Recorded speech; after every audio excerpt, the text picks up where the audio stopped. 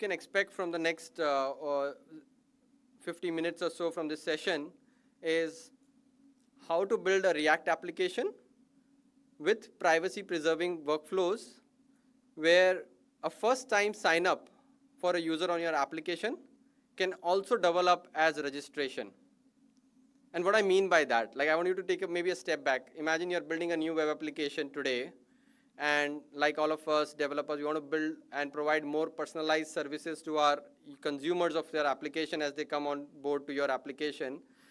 First thing we need is a contactable information about the user, right? Like their email or their phone number so that we can start a relationship with that customer. And then in order to provide them better services, you need to know more about them. Maybe name, gender, age, address, some more information about them so that the more you know about them, the more personalized services and customer journeys you can build in your application. Now, typically I've used many apps, and I'm sure you've done that as well, where you have to fill a lot of forms for that, right? Like you start, and that's why most developers don't start with asking all this information upfront as the first step in your application.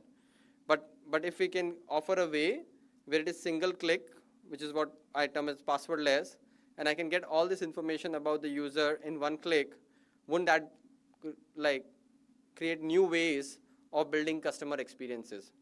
We are hoping at the end of this session, you'd learn those building blocks and the mechanisms in which you can go and enable these experiences. It's also very important in this new age and world where a lot of data-driven applications are built. The user consent is very important, right? I want to use an internet where I want to exchange data with applications, but with consent. I want to know why my data is being used. I want to have granular consent going along. So when I interact with a particular application, they just know a limited information about myself on what I'm sharing with that application, and maybe some other tactics that they involve to know more about me. But that's not my identity, right? That's not who I am. And that's why I don't get more personalized experiences on the internet in a privacy-preserving way. And what that means is also that sometimes they may misrepresent me. They may have a different view about me. Like maybe I'm using my laptop with my family and they're browsing about some things, and then they think that I am the person who's doing that activity and then presenting me ads or personalized services on applications reflecting that. But that's not delivering value to me as a consumer, and then I am less engaged with that application, so less value overall.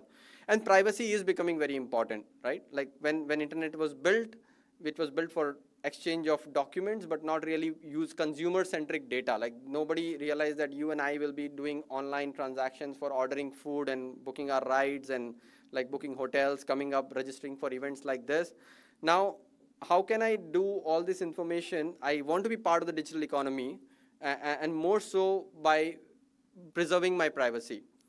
And all of this today is hard because it's not all in one place and not in an open interoperable format. And now recent research has shown that consumers actually care about this a lot more. And I think the other way to look at it is the trusted relationships. It's not just how I engage with an application. If I trust them more, I'm willing to share more information with them. I'm willing to go on a ride with them to see what mutual value we can create. So trust is valuable for business. Trust is valuable for developers like us. So we're thinking how we can solve these problems if users can organize their data or have access to their data in one place in a unified format, in an open standard format. And then with consent, they can share this information with application, not necessarily about who I am, but the slice of me that I want to share with their application to get exchange for data or value to deliver their online transaction. So it could be like things like my preferences, it could be things like traits that I carry, and I may have collected these attributes from many different digital transactions. So if I could do all of this together, then we may meet best of both worlds, where consumer is able to share this data and developer is able to access this data from their application. And this is our vision of holistic identity. A user is able to create a 360-degree self-view of themselves, to discover information about them, collect, store, share it with consent, and eventually imagine the possibilities. If I can do all of this, I can what can the consumers do to monetize this data that they have about themselves, and what can developers reimagine the customer experiences to request data from the users in exchange for shared value that they're creating on their applications, also with the user of the application, because it's now a shared creation, right? With your data, you're getting more value, or transactions completed, you can be part of that monetary benefit. And how all of this can come together for developers like us, it's our vision of our mission. It's translating into building blocks like Affinity Trust Network. And what does it bring together? First component that we recently launched, we actually went in beta last week. So it's an early view of our products, publicly available now for all of you to try, and we'll go through that in a few minutes. Affinity Vault is our, imagine a user-controlled storage at the edge, that means on your device, cryptographically controlled by the user so that the keys never leave the device. And that's how you prove control over the data in that storage, right? Now there are many variations of it, and that's where the Affinity Vault product will evolve. But in a very simplified term, it allows users to control their identity and data and enable a consented data sharing flow from the vault. Affinity elements, we believe that we cannot do this without a solid, very strong developer experience. So all internet scale abstraction of this decentralized technologies is available as an API backplane and offered to developers like us as Affinity element stack. So this means the Affinity CLI tool, Affinity developer portal, and more tools and accelerators, libraries that we are creating to make developer experience easy, because if it make it very easy for us to develop applications leveraging these decentralized technology, I think that will lead to more adoption and value creation in the ecosystem. And these two things now come together with our flagship product called Affinity Login, where I use identity, my holistic identity, to also authenticate to an application. If you think about it, what we are doing today with a digital account online is first creating a way to connect and share more information about ourselves. But why does authentication and identity have to be two separate things? If let's say I work at Affinity in a certain profile and I bring X amount of years of experience, can I use this to just log into LinkedIn? Why do I have to have another account with LinkedIn? Because this proves who I am. Maybe there's an email address and they can contact me, and that much information is what that profile maybe needs. So your authentication and identity doesn't have to be separate. It can be like identity is served as authentication for a use case. And that's what Affinity Login brings to the table. It's a standard-based, secure, passwordless authentication, which works like a typical OIDC provider. So if you are using any social login in your applications, or if you are using any IDP for managing your users, you can easily integrate Affinity Login to that. But that's just the beginning. Like, that's one way to start, where you can integrate directly in the ways that you're already building the applications. And that's what we will build today. We'll use typical social login kind of an experience to quickly add Affinity Login to your application. And you may then question, like, okay, so it's as good as a social login. So what? Like, that's when the journey begins. Actually, we have reimagined the role of identity provider. Typically, if you think of any identity provider today, they do two things, right? They manage the user's records or claims about the user, the attributes about the user. It's namespace scoped to that identity provider. That means they actually control my identity. They're providing me an OAuth 2 consent-driven mechanism to share that data, but my identity is with them. And that's also a data island, like it's a silo of my identity with that one identity provider. Now, and then they are doing the transport of that, right? Like making it over OIDC, providing it to a different applications, and enabling the innovations for developers like us to get this information about the user. But now if I can split that role, an identity provider just does the transport over a standard protocol, but the user records are managed by the user in their vault, and then exchanged in a format which is open and interoperable so that anybody can make sense of it. And that's where the magic comes. And I would let Parmesh walk you through the more details of this as we build this application. So look out for it. I would say it is like as familiar for you as adding a social login to your application, but then that's where the journey starts, and you can actually take advantage of digital credentials stored by the user in their vault as part of the login configuration to create seamless customer experiences like single-click onboarding. So yeah, lean in is what I would request, and then give us early feedback, because we just launched in beta. If there is some things that you find we can add to the product or do it differently, keep sharing that with us so that we can take it to the next level. Now to introduce the team in the room, all the people in the bright blue t-shirt here, if you can raise hands. Architecture team at Affinity. Here we have Parmesh. He'll be guiding you through the workshop now. We have Sanjay on the right side here, and Chaitanya. So anytime during the workshop you need any help, just look out for one of us and we'll be there to help you and move it along. For folks who are online, there is Affinity team, Ivan, Francis, and few others online available now. So if you have any questions, put it on the chat. We'll try to address it as quickly as we can. So with that, let me invite Parmesh to walk you through and build this application together. Thank you.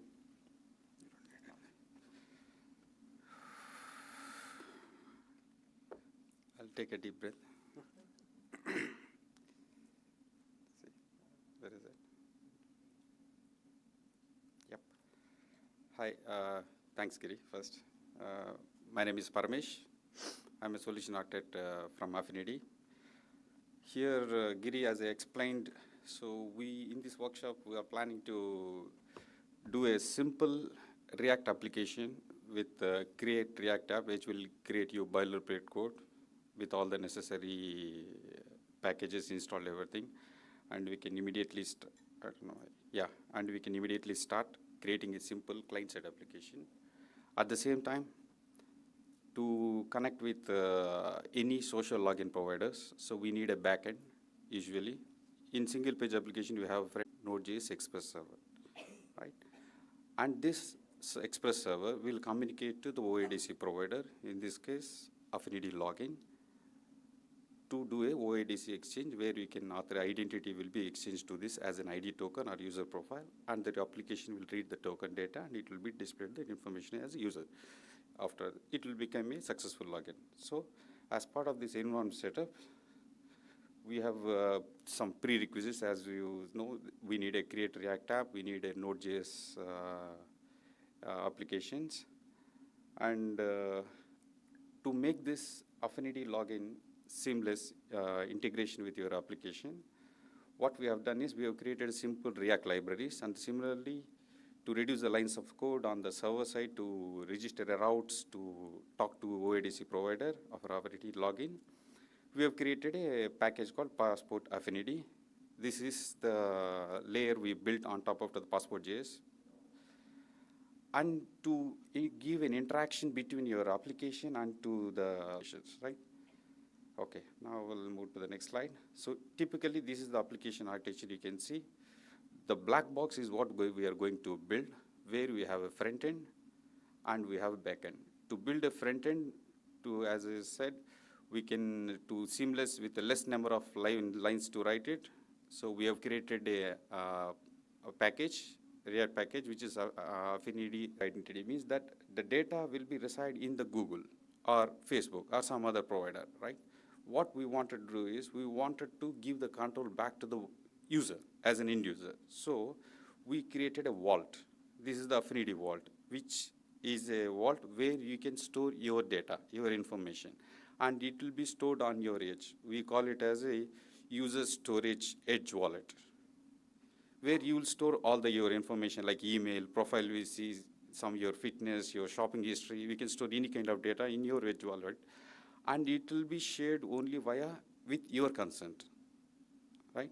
And the second thing I can say is, during social logins, generally we do is we use a password. So here what we did is we used passwordless. So when you wanted to integrate with Affinity login, it will go with the seamless passwordless experience via OpenID for VP standards, which is a digital credentials, where we call it as a verifiable credentials, which internally it has a JSON payload, which has a claims about yourself, like your name, email, etc., and which is already signed by the proper authority issuer. And this is how the data is already self-signed, so we don't need a password to prove that it is you. It is issued and it is verified. And this is where we will do an exchange between that. Right. Now, let's start with an application by creating a front-end app. So let me open this. Okay, in the interest of the time, I already used this command. So if you look at here, I created one folder called a React event, and I used this npx command, create React app, client app. My application name is client application. With this, I created a base application, which I opened in VS Code. And then if you run this application using npm start, which I already did here, npm start, here is what we can see your application, which is simple, plain create app without any backend. Till now, you are fine. Now to continue with, we need to create a backend, we need a vault, because to store the identity information of the user, we need to do that, right? So we have created, there is a next slide, if you go and see, we need to sign up with Affinity Powell. I will request you to please open this link, or you can go to the affinity.com website. You can Google for affinity.com. And there you can click on this Affinity portal. This is the portal. Okay. This is the link it opens. When you click this, it will take you to the vault. If your vault extension, it is a browser extension which we have created. Right now, if extension is not there, I'm going through that. If you click on Affinity login, it identifies that you have installed any extension or not. If not, it will go and ask you to install extension from the Chrome Web Store. Now it is validating. It identified that there is no Affinity vault. It is asking you to install. I'm going ahead and getting installed.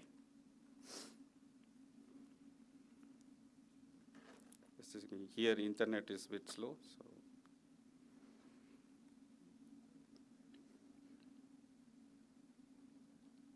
Right. This is your Affinity vault. I'm clicking to add.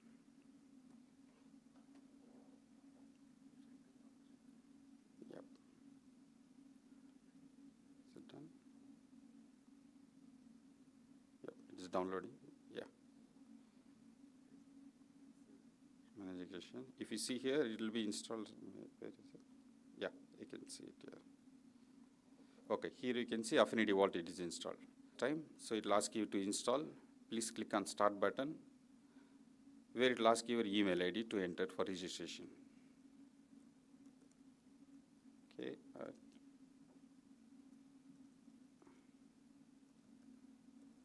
Workshop at affinity.com. It will ask you to do a OTP verification. So I'm clicking on Send to Verification. So I'll get an OTP to my email ID.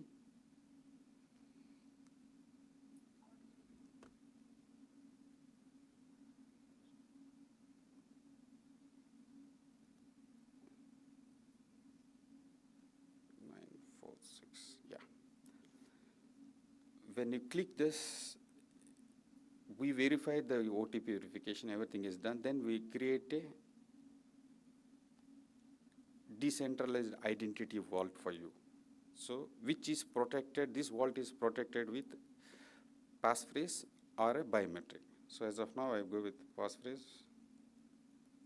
Wait, I know it is weak. Okay, save the passphrase.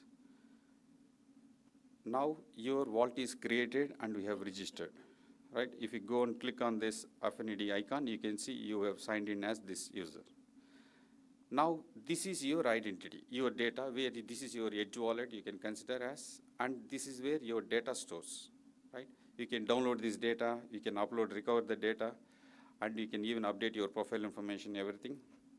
Now if I try to go and do an Affinity login, now I'm trying to access the dev portal here. Click this. This time, we already have an extension installed, so it will take you to the. Now we are doing a seamless passwordless experience with user consent. So it is communicated to my vault. It identified that there is a edge wallet installed in this browser. So it is the website which our Affinity dev portal is trying to request email data from the vault. So this is your consent screen looks like. And if you allow access, now we are giving access to our dev portal, where by default, it will create a default project for you, and it will create, you can have an access to create a login configurations. We can even create users, groups, access, everything. So right now, by default, it created a default project for you. And this is where you can create your login configuration as many as you want it. By default, none is created, we can create that, okay. To continue to the slide, now this dev portal is, if you like the GUI, I'm a Windows user, I like this GUI, so I will go with this Affinity portal, dev portal. If you like the CLI commands, you can install this command. Let me install how to do this. I'll just copy this command. If you go to any bash terminal, you can say, I'll just copy paste. My copy paste not working. Let me copy this. It's good, I type. Install at Affinity d/CLI at beta. Whatever the operations you can do it from the CLI, you can do the same thing from the dev portal as well. So it's easy of access for you. Whichever you're comfortable with, you can use this tool. So it is installing.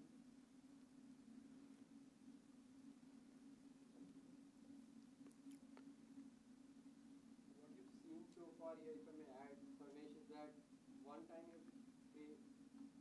you create data in your vault, which is verified email. It is issued in an open interoperable format called W3C verifiable credential. Validate the integrity of this document and has not been tampered with since the time it was issued. And you saw the magic that happened is on a typical OIDC flow, this verifiable presentation. So verifiable credential is in the format in which the data is issued. Verifiable presentation is self-signed by the user, because user also has a cryptographic key in their vault, right? So like, imagine any time you ever had to get a document attested by somebody, and then you also, if the bank or the relying party where you're giving the document, they also ask you to sign the document, right? So you're self-signing that, saying that yes, it is true to best of my knowledge. That is nothing but, it's a close analogy for what is verifiable presentation compared to verifiable credential. And verifiable presentation allows you to compose and package different attributes from multiple credentials into a verifiable presentation. So I may have 5 different types of verifiable credentials in my vault. I may just pick few attributes from each one of them, compose that together and create a package, which is like a data package, which is only required for that particular information exchange with the application. And the beautiful part is that you didn't have to know about all of that. As more and more connectors we build in the vault and the data comes into the vault, the data will be stored in a credential format, digital credential format. And if it's enabled, one of the protocol that it's enabled through is OIDC. So as part of your login workflows, you can get this information. And that's how you see that your holistic identity can serve as a way of authenticating to applications. Yeah, thanks, Giri. And we have installed the CLI. So this is where the workshop instructions, we can click on this link, or we can go to, if you go to the Affinity website under resources, we have a docs folder, docs link, where you can click on this and you can see the documentation. And in the lab section, we have created, this is the simple lab. As I said earlier, we wanted to even create this is how we will use your hooks. So I'll explain this code in a bit here. If I do that, here, we'll paste this. What we're trying to do is we are using this custom hooks, and this will return you these 3 kind of data. When it is during loading, when you're trying to interact with the server, your backend API, so it says loading, and if there is an error, you'll get an error data. If your login is successful, right now the backend returns a profile data, user profile data, right? Now, during logout, we have created one simple logout handler. When you click this, basically it will try to create your browser cookies or storages which you did in the local storage, right? Now, the next step is in the UI part, So we are adding this piece of code. This piece, it says that when the profile data is not available, we'll add the button. When the profile data visibly available, if the login is successful. When login is successful, we will show the button and with the data. If there is an error, we'll show the button as usual, and also we'll show the what is the error message. This is the UI part, which is the JSX part. So I'll just copy it and put it somewhere near below the logo. Now if I save it, and if I go to see the app, this is how it looks like. Right? Now we have added a login button. Now the next steps, if we go to here, next steps is, now we need to create a backend. Okay, to create a backend, we have to create a folder. We have created, I called it as a server app. I'll go to VS Code, I'll close all these things. Here, I'm going to create a new folder called server app, right? Now I'm seeding into already that. Now npm init, it will create a package JSON with all default values. So I will open a terminal from here, open new terminal here, and I'll do npm init. This will create initial default package JSON file with your project. So if you go and see here, there is a package JSON which is created. Now, as we've created a project, so we need to, we have to create Express server, right? So for that, we are installing these packages. So Express is for creating your server. .NET env is for reading your env variables from the server. Node1, I think everyone knows that. So I'm just installing the package. Hope it will not take time. The internet is very, very slow. Okay.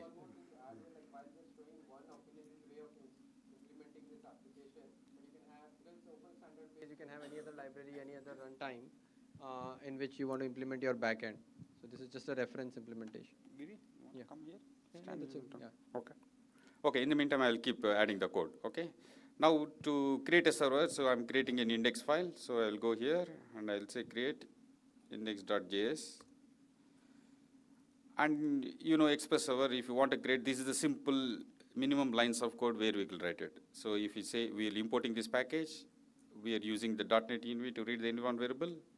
We use middlewares to pass your JSONs from the URL from the body.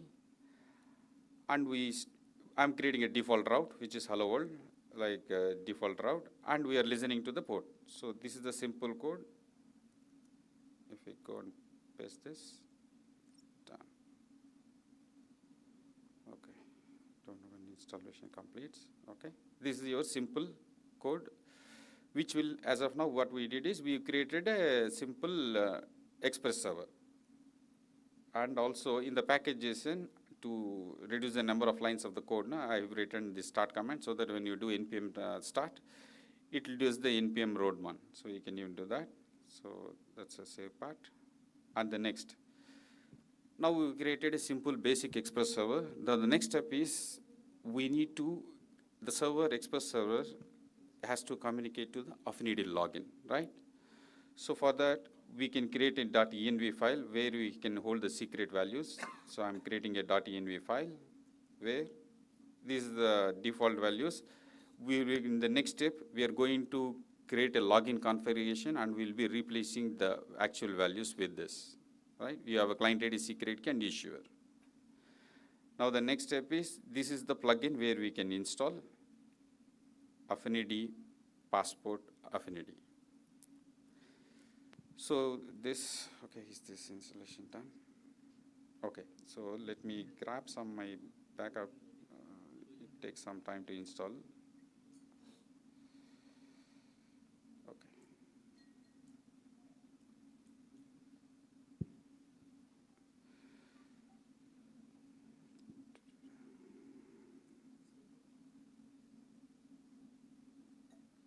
Okay.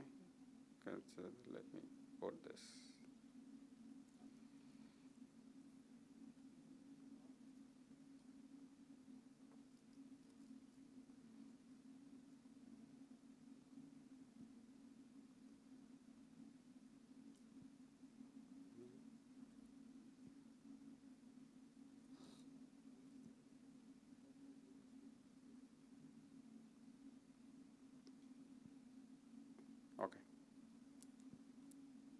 Now, still, look at this, still the installation is not going well.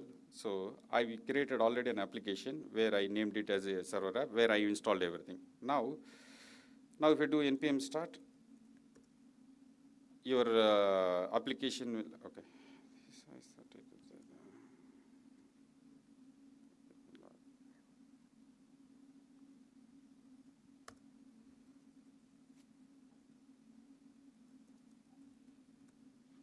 Sorry, I had to open the terminal to do this. Let me do npm start. This is the Express server, simply it runs on 3000 port, 3001 port. Let me, okay, it's running. Yep, it is listening on 3001. Now if you go and say localhost 3001, it's a simple route, right? Now the next step, what we are going to do is, we are going to communicate with we need to install this package. I already done this because this is taking a lot of time. So the next step is we need to use this import statement where it will give you a provider, and all you have to do is import this and set your client ID secret keys and redirect URLs. Now under the hood, what we are doing is using passport OpenID connect providers. We are going and creating a issuer with this, and we are creating a 2 routes for you. One for to get the authorization URL, and one for to exchange your code token with your ID token with your code, right? Okay, I think looks like I have already done this. So this is your import statement, and here is what we added a provider. The next step is now, if you go here, we need to create a login configuration. Okay, so there are 2 ways, as I said. We can use your CLI tool, and we can also go to the Affinity login portal, dev portal, and we can do that. Now I'll go to the Affinity dev portal here. I'll try to click on this login configuration button. I'll click this. Now it will ask you 2 things. It will ask you the name. I will say workshop demo, and redirect URLs. I'll say like this. Redirect URL. I'll say like this. And display name is optional. What you should want to display name. So same thing. I will say workshop app. If you say like this, now click on create button. Okay, now it will give you the client ID and secret key. Don't worry, the client secret, I will delete this configuration later. Okay, now I will copy this client ID and I will go and paste in my env variable. So here is what my client ID, and paste this, and also client secret. Please keep a note of this. Once if you close this window, you will never get your secret key. So this is the old secret key. I'm going to delete this. And if you close this, now we need a issuer, right? So now click on this, and you can see there is an issuer URL here. You can get this. Copy this issuer URL and just paste this.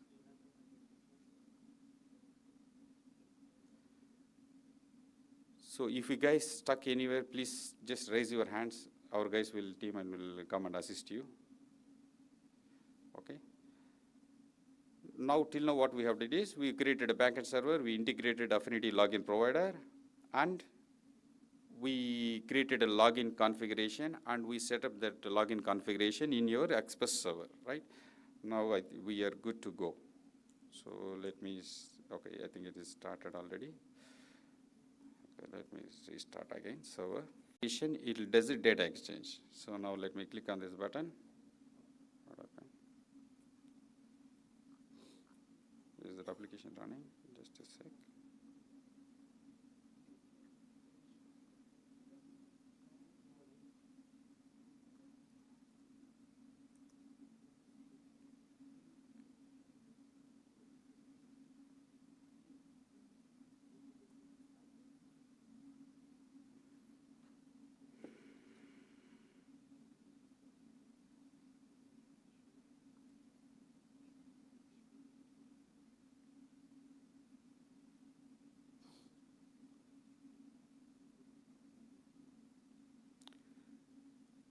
Just a sec, application is loading, and in the meantime I will continue this.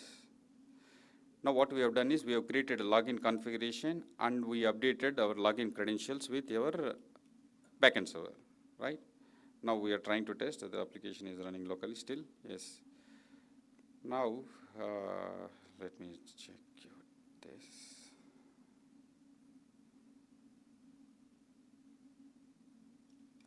it's running.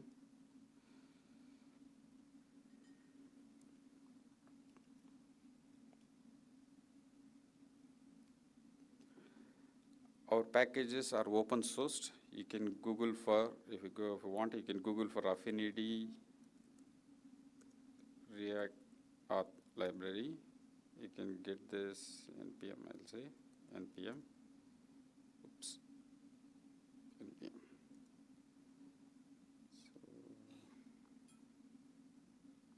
So, okay, let me go and check here in npm repository. See, Affinity. Is it running application? Yes. Okay. I'm sorry guys, really the internet is, if you look at even search button, it takes a lot of time here. So we have a package here. I think if you search for Affinity React it displays here, yeah. Okay.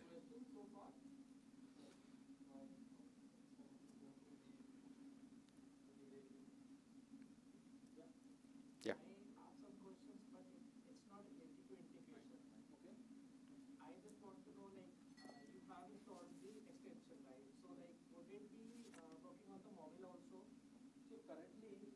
So eventually, yes. Like we're working on different form factors. Currently, to test the market and like to experience the whole end-to-end experience, right now it's only available as Chrome extension. The problem is like most of our clients won't have access to like desktop. Like whenever they are using PCs or completely agree. Like that, like they would also need mobile. You know, completely agree. We are hearing this from a lot of customers, and being like in this part of the world, we know everything is mobile first. Yeah. So this is a beta product, which is currently available like publicly through our dev portal. Anybody can sign up and start using, and you can imagine you can extend this to more immersed like embedded experience inside mobile or desktop applications as well. If we can talk to you more in person and where we are going and take your feedback and what kind of experiences you would like to build, but that's definitely on our roadmap. Yes. The other thing is, do you have passkeys? Passkeys, if you think about it, that this is actually creating, when you create a vault, it creates a combination of private public key, and with the seed, that private key is always stored with your vault, and that is what is being used here. So it's analogous to what you're thinking about, and that control of that access to that seed is what proves your authenticity or uh, that integrity of your data in the vault.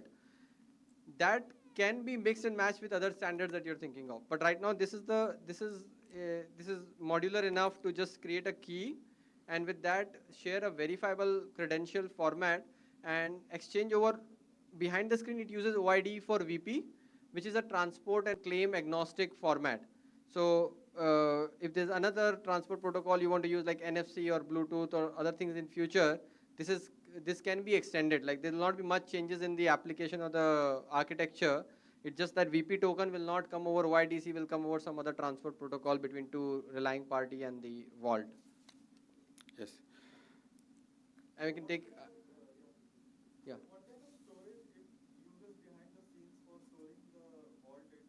Vault data is on your edge. It's on a secure enclave leveraging the Chrome extension.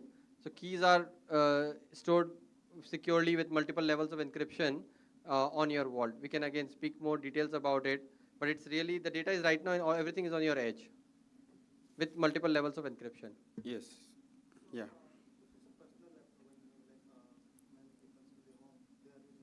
Yeah. So that's why I said like the initial starting point for validation of the value is through the Chrome extension, but eventually the product is evolving to more form factors and more cross-device experiences as well. Like if you see that the design decisions we have made is more on OID for VP. OID for VP, if you go into the specs, it allows for cross-device experiences. So it's a matter of time when the product will support that. Right now it is Chrome extension. Yes. Yeah. Yeah.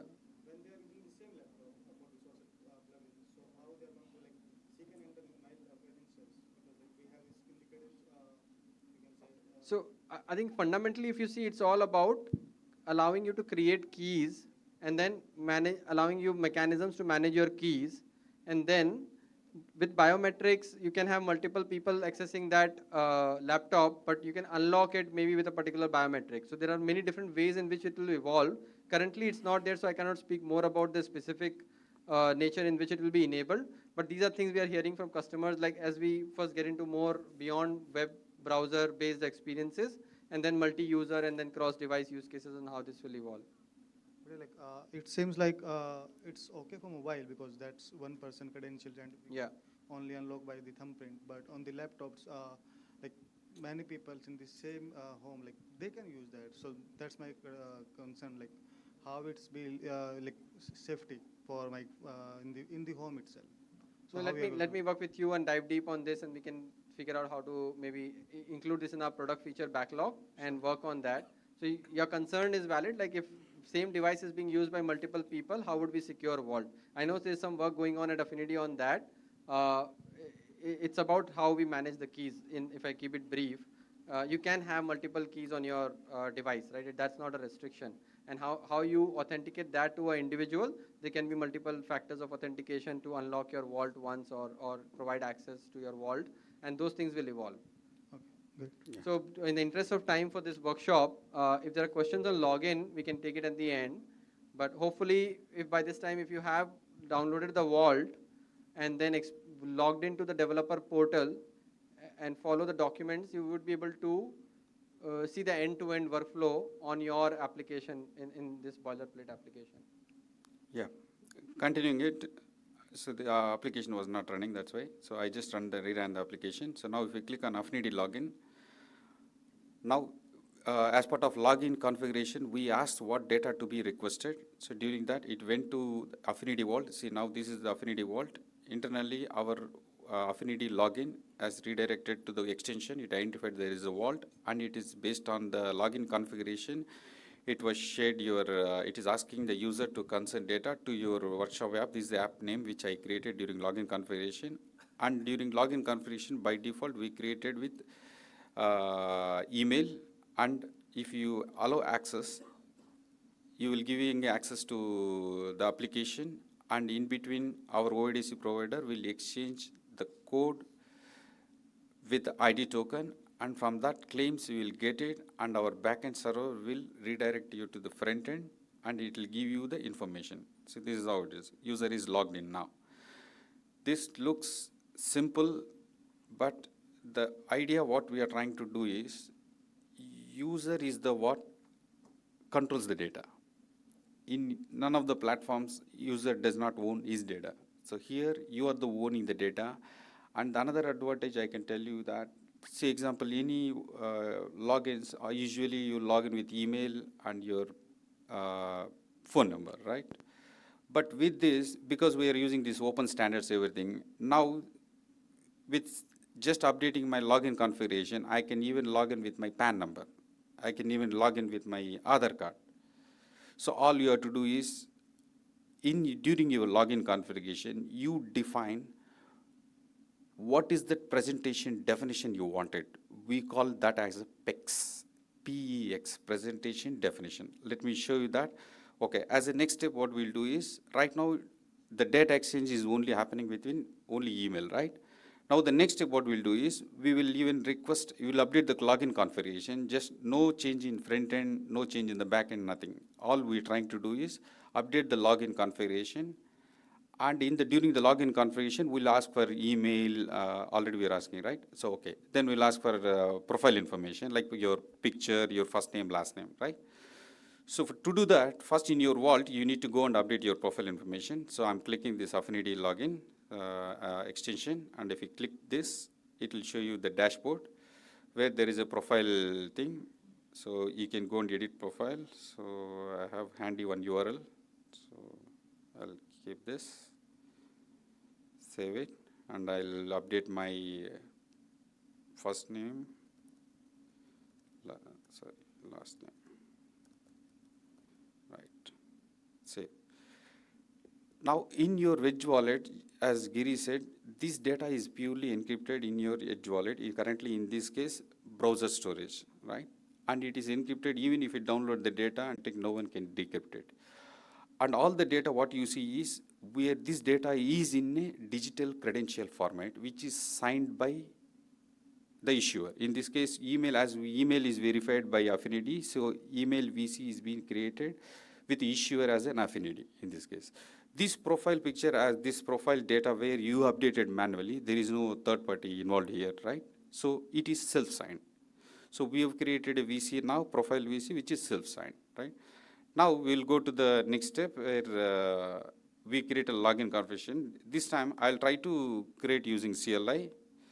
Okay, before that, I'll show you what is called PEX, right? I will show you one sample how PEX looks like. So this is a simple JSON. If you go and see here, this is your login configuration, basically, your whatever the previously we gave. This is what I'm talking about, presentation definition. In this, it follows a presentation exchange. I can simplify in, okay, let me simplify like this.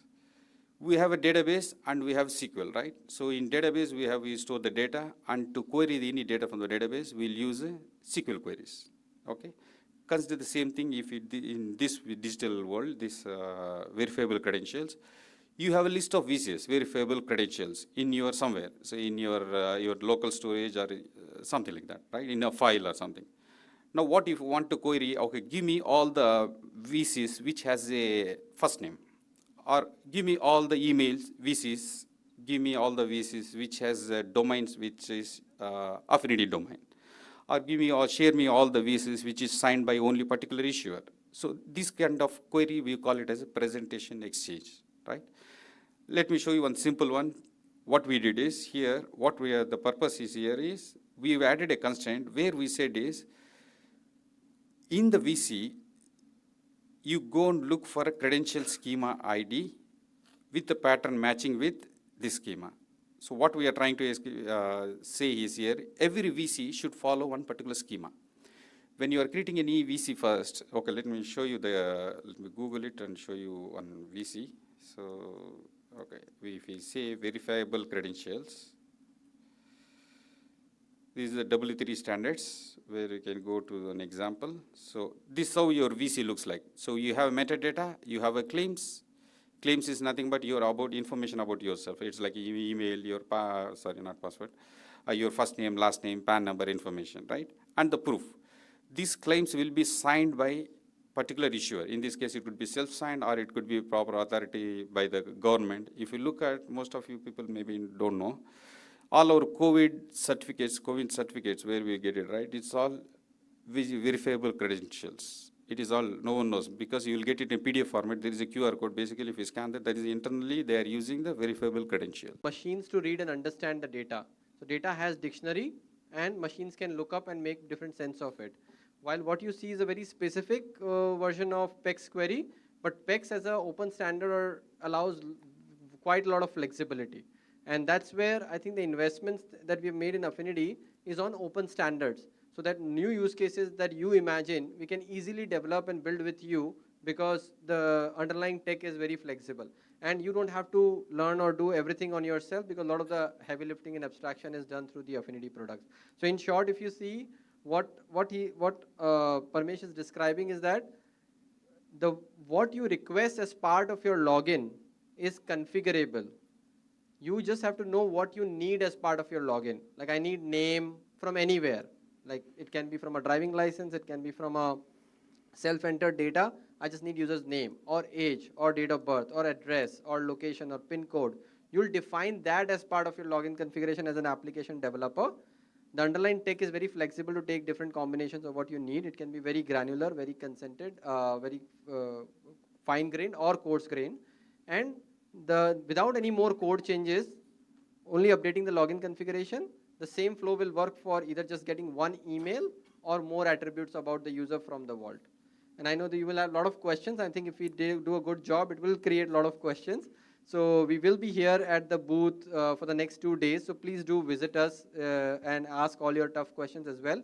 Even today we have some goodies for your gratitude for your time here.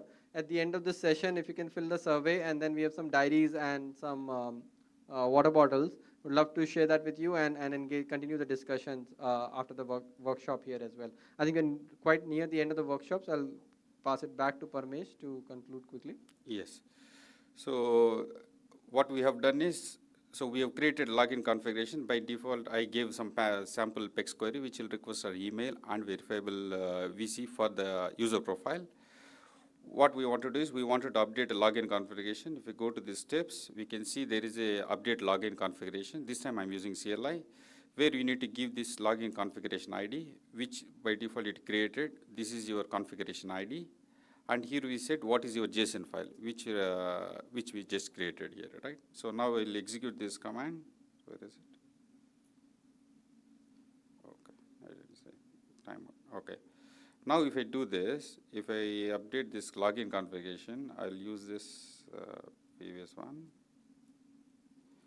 Now let me try this.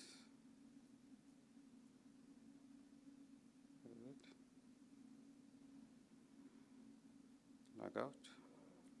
Okay, this will have profile information.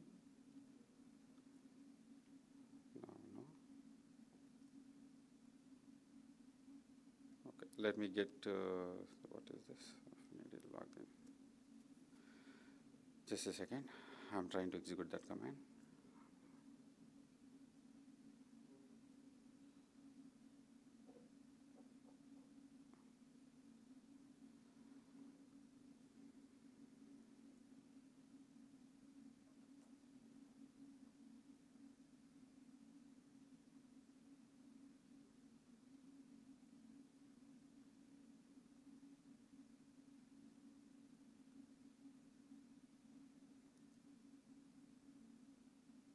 So if you see, all the data sharing happens on the edge. If you look at that URL closely, it says Chrome extension. So when the screen comes up and says this application is requesting this data from user's vault, it's all at the edge. And then it can describe what are the different data that the user, that the application is requesting from the user. And you can even imagine in future we'll have checkboxes there where user can select which attributes they want to share. So one, we are solving for some consistent user experience across any different kind of data share, so that the consumer, it becomes a habit for the consumer. They see the similar screen and then they allow and accept consent or decline, but they're not surprised by a different new consent manager screen. And all that data sharing is happening at the edge, so that's how they are in control of their data. And then it enables new use cases. Right. So I'm just trying, okay, maybe I have to restart, yep, sorry guys. So we changed it.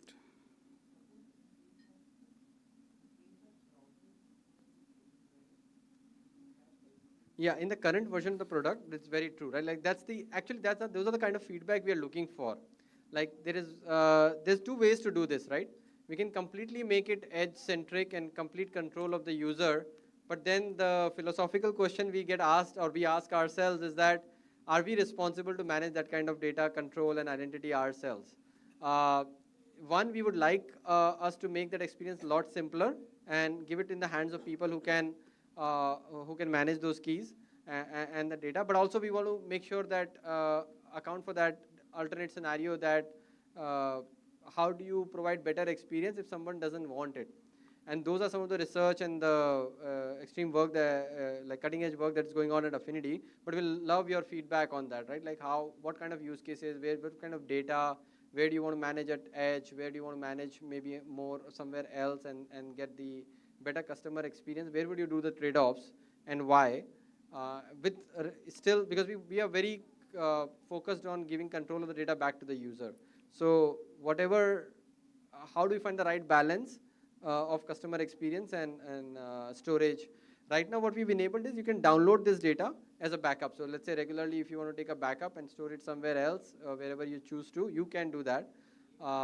And that's just a starting point, but we are thinking very seriously about it. So do keep us posted on how you would like us to build this. Yeah, so in the interest of time now, I used the previous login configuration which I've created. Now if you look at this consent screen, it's been changed. Now it is requesting not only for email, it is asking for your first name, last name and profile picture, the data what we asked, whatever is available in the vault. So when you say allow access, With this, there will be ID token created, and ID token will be sent back to our backend server. ID token will be passed by our backend, and it will be returned as a user profile information to the front end. So the front end will be displayed like your email and your image and your name. With this, now it's just a change of your PEX query. You can get any kind of data you wanted. So that's how it is. If you come back to our slides, if you look at this architecture, this is what we have done it. So we created a login configuration. Let me go to the presented mode. Yep. So we created a front-end app, and we used this React library. What we did is we added a login button, Affinity login button, and we have created a backend server where we can communicate with your front-end and backend server. And we created a login configuration using our dev portal, and also we updated using our Affinity CLI. And there is a vault we created where your identity lies there, your information lies there. Now, with these two Fox boxes, as I said, this is all social login. It is all, if you look at this vault in normal social logins, this data resides in this Affinity login, or so any social login. Now we moved that into the separate route. That is where magic, we moved that into as a vault, and your data lies there, and there is a consent. It is all shared data. Without your consent, your data will not be shared anywhere. So that's why we call it as a user is the API. So you own the data, you claim the data, you store the data, and you share the data with your consent, whoever the party is. With this, I'll hand over to Giri. Thanks all. Yeah, thank you. As I said, I'm hoping that it was just a teaser. I'm hoping you took away that it's very easy to integrate Affinity login into your applications, even with all the description and narrative. Within 50 minutes, we were able to add that to your application. It's all built on open standards, so that should allow you flexibility and more innovation and more feedback on how we can grow this ecosystem. And with the flexibility of presentation exchange, it allows you a transport agnostic, claim format agnostic, so it's like more future proof. For example, if credentials are issued from somewhere else into the vault and it does not W3CVC, it is some other format of digital credentials which can be cryptographically verified, right? The technology is foolproof from that because it's OID for, it's built on presentation exchange, which only defines how you, the input descriptors and the response mapping of where you find the response object corresponding to the requested object. Now it can be transported or sent through many different protocols. So those investments encourage us that we can actually do more with this. So look forward to your feedback on that. What I'll share with you is that please browse through our portal. There's a lot of information on that, the dev portal, as well as our documentation site from where we showed you the Affinity login with React. You've seen one version, there could be many more versions, and we're continuing to iterate, so it's getting updated pretty quickly, so stay in touch. As I said in the beginning, the key takeaways, hopefully we saw how to build a prototype React app quickly here, but these things are extensible to your rich, complex applications that you're going to build. It is, hopefully it gave you learning on how to use the higher order Affinity libraries, like React Auth and the Passport Affinity, as one way to accelerate your journey. But since it's open standard based, if you have other libraries in mind and other things to use, you can easily extend that. You saw that to use verifiable credentials in your applications, your application knowledge did not have to be quite different than what you have it today, right? It's just about how you add a social login, you add Affinity login, and now you can take advantage of verifiable credentials. I think a more common question we get asked is, okay, so what more can I get? Usually now we are asked the question, so what more will be in the vault? So if you are also thinking about that, we're definitely working on it. So please reach out to us at the booth and talk to us more about how can we get more data in the vault and more value to you. There's some very interesting stuff that we are working on for later part of this year and Q1. So that would even enrich and add more value. I think what key message I would like to deliver is, as long as you understand these building blocks, maybe you try a POC, maybe you try something just to make sure your initial questions are all answered on how to implement this. Rest of the stuff is just like the ecosystem will grow and you'll not have to do a lot of that. So hope this was useful. I know there was few AV issues in the beginning. Thanks for bearing with us. Please share your session feedback. It's very, very valuable for us as we are in early phase. It's in open beta. we want your feedback, not only on this session as well, the content, the delivery, the packages that we've built, the products that we talked about. Any feedback will be helpful for us. So please let us know what you think about this session. And once you complete the feedback, please meet one of us. Maybe we'll be there at the door. I would like to share the notebook or the water bottle, the goodies that you want. You can pick and choose one for your time here. More ways to engage with us is at the booth. And also, I'm doing lightning talk tomorrow. I'll try to share something new there and engage with more people. So thank you for your time. Have a wonderful conference here at React India. Thank you.